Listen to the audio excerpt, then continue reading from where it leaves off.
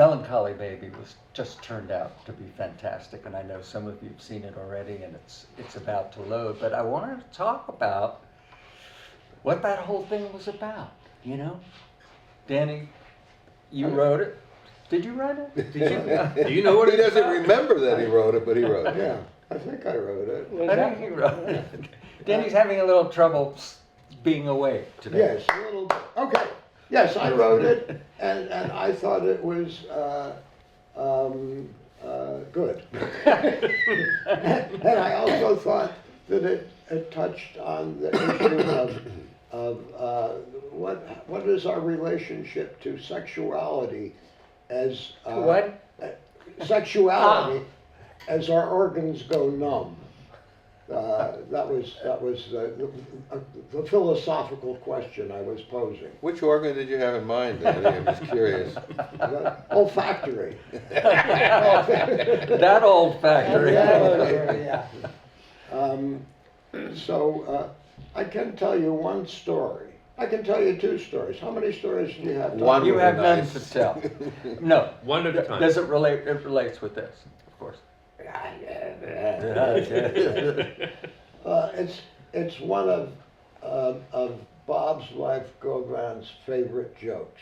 And it's about this guy who is exactly my age, coincidentally. He's walking along and he hears a voice say, "Old man, old man." And he looks around and there it's a frog.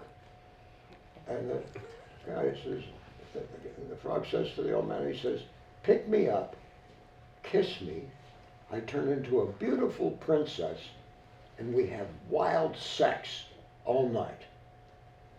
So the old guy picks him up, puts it in the pocket, and keeps walking. And after a while, the froggy says, "Oh man, I don't think you heard me. First, you gotta kiss me. Then I turn into a princess. Then the wild, crazy sex begins." The old man says, "I heard you, Froggy. At my age, I'd rather have a talking frog." And this relates to Melancholy Baby how? I don't know. It's the question of our sexual identities from looking back to our youth, which is occasioned by this beautiful woman walking past us Right. as the three of us sit on the park bench, and what I'm that remembering her right response now. Yeah. triggers.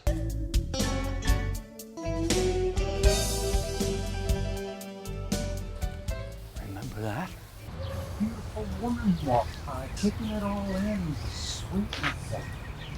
Yeah, but you catch her eye, and now she looks at you like you're a toad, like a grubby old toad. You wish you'd never looked. I'm talking about before all this happened to us. Well, before the deluge Before the beanbag materialized under our eyes. and the corduroy skin. And the bouquets of curly hair blossoming out of our youth. The writing was so good. Thank you. The writing, well, of course, the writing was so good. It was such a fun thing to be on the bench with you guys and run through this. And it didn't feel like we were, once we learned our lines, it didn't feel like we were running lines. It felt like we were just having our conversation. This was what is a good play. Yeah. True, and I've never seen better badge sewing in my life than your characters. I remember I took that sewing kit from home. I went and I found the sewing kit from home, and I realized that I didn't have to really sew the button. I could just act like I was sewing the button. And Bob, you gave me a great note. I did? What was that? That shirt is the most important thing Oh. that you've got going. Oh. Don't just toss Yeah, it. yeah. Make sure it was. So that was a lovely. I really enjoyed acting. That was fun. really It was enjoyed fun doing that. directing them. I do think, Danny, you really did nail all three of the guys' different reactions to it, and it was bittersweet. It was funny, and it was also a tad sad because Yes, it is. Well, sure. these three Sure. guys are remembering something that they probably would never do again. Maybe not. Well, that was the whole thing about the romance versus Lust. lust, Yeah, and the heart versus Right, the groin, and then right. that whole notion of the groin Right. is gone. yeah. The groin is gone. Groin is gone. The groin is gone. I can see it in your eyes. I can hear it in your sighs. You will touch and realize the groin is gone. Is it because there's only enough blood? Oh, God, You know you're that joke? Yeah. Go ahead on. The little girl had Either this the problem. brain Or or down south. There. Yeah. But you know, I sometimes get into that. There's a Sinatra song that I liked even when I was younger and active, and they put it in an album called "The Autumn of My Years." When I was 17, it was a very good year. That's a big one. Yeah. Yeah. I It's haven't all heard this that song in a long time. retrospective. But one Who song wrote after that? another, retrospective, I don't and Al- there's one of I know. a guy, and it's just I think. And he says, beautiful, I can't sing it, beautiful girls, walk a little slowly when Yeah. you walk by By me. Lingering sunset. Yeah. Yeah. It is the one. And I got that. I got that. You know, there's something melancholy, but it's bittersweet. It's the pleasant memories. And, yeah, I have pleasant memories of the romances I had. And I think They don't. Yeah. But you do, and that's Well, the small animals have difficulty with. Everything's a straight line. everything. But you know what? My other point of view comes from an essay that, you know, I think a lot of Freudian theory is full of baloney, but there was one he wrote called The Madonna Whore Complex. Do you remember that? I never read it, but No. I know And it. it postulated that Oh. the women we want to have children with, that we want as our life partners to Yeah. share our bank accounts with, and our homes with, and our deepest thought with, are not as much of a turn on to us as the tawdry, wicked, glamorous women. Yeah. And some cultures have even made that into a, you know, I mean, in France, where I have Mistresses, friends, you have your wife and you have your mistress. and I'm moving to everybody- France. Sorry. You can come with me, honey. She has to go You with have to go I with think me. it was when Jeff, what are you gonna do Mitterrand with was it? buried, didn't he have his wife on one side and? Was that Mitterrand or one of those? French? One of the premiers. And it was No big deal. You know, it was Yeah. no big deal. And here in Trump Greece- can't bring his floozies with him to the funeral. I don't. What double standard? Yeah, really. Cultural relativism. You know, there's a book out now called Mating in Captivity, which is the tension between domesticity and desire. Oh. And it Sounds talks about That how Madonna. all the things that you want in a relationship that create intimacy are the very things that fight against desire. Yeah. Because the intimacy sort of collapses the space between people, between Yeah. close people. Because the desire in intimacy is that, or the wish in intimacy is that there is no uncertainty left, that there's no mystery. The vulnerability is.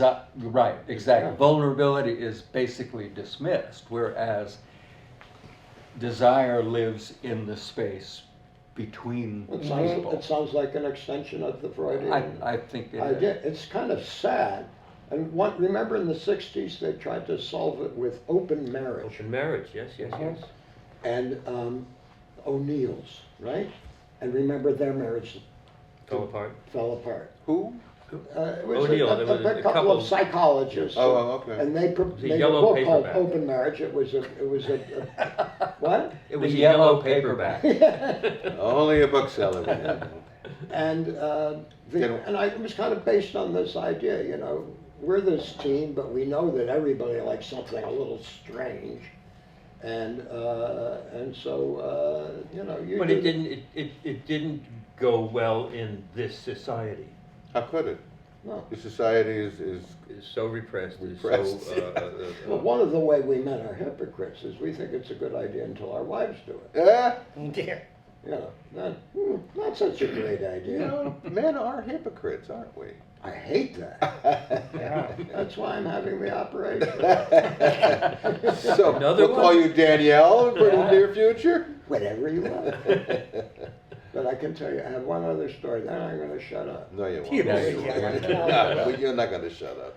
So, I was at a motel, and with my friend Tom, and at some point we had to get some coffee or something. So we go to the receptionist. It's after hours, and it's a very attractive woman in her 40s, and she's dressed to me provocative. provocatively, yeah. She was a word that I hope is not going to get lost in political correctness censure. Voluptuous. Pretty soon words like that are going to disappear because of political correctness. Because there are no voluptuous men. I beg your Well, pardon. except Well, for Bob. Except, I hope so. The operation was Anyhow, expensive. So I wanted to tell her that she was pretty, but I wanted to Whoa. be careful. And so I said, I want to say something, but first, before I say it, I want you to know that I'm an old man and I'm totally harmless. Yeah. in fact, I just wrote a play about it. And I said, but I think you're quite attractive. And she put her hand on mine and she said, it's okay, I know you're harmless. And there goes one balloon punctured. I know I'm harmless, you know I'm harmless, but you don't have to say Right. it out loud. Exactly. You have to remind me that Yeah, I'm exactly, yeah. Yeah, but how do you feel about, you know, this sort of invisibility that you created in Melancholy Baby for us to have to live in? invisibility. Invisibility. That woman didn't see us. Oh, I see. No. Yeah. We were But that's projecting very all this. human. We went through our whole lives and all our attitudes. This is in 10 minutes, by the way. Yeah, about our sexual identities, about our love for connection with sexually with and love and whatever the Yeah. thing, but it is gone. We go through that whole thing with my character says, before the deluge, Yeah. before all, and then we start to articulate, before the hockey sacks, Hockey sock. whatever they call hacky sacks Hacky under sacks, our eyes, material- the skin. We changed the it to elevator beanbag. skin, Right. yeah. Said no, before that. Our friend Anne wrote this series of 5 plays about women who are invisible. Yes. You know, what was it? It was the play that she has about the 2 women who a woman walks into a bar and I read can't that get a recently. can't get a drink. Anne Underland, great playwright. Wonderful. She can't get a playwright. drink, and the other woman says, "Come over here. Their names are Cookie and Candy or something. And you want a drink? Just take that drink over there. You're invisible. Nobody will even notice." And that's the truth. They're invisible, and Yes. that's the truth that the women have faced all Sure, this time. at a somewhat younger age, I think. A much younger age, right? Yeah. Well, they're not invisible to us. But they want to be invisible.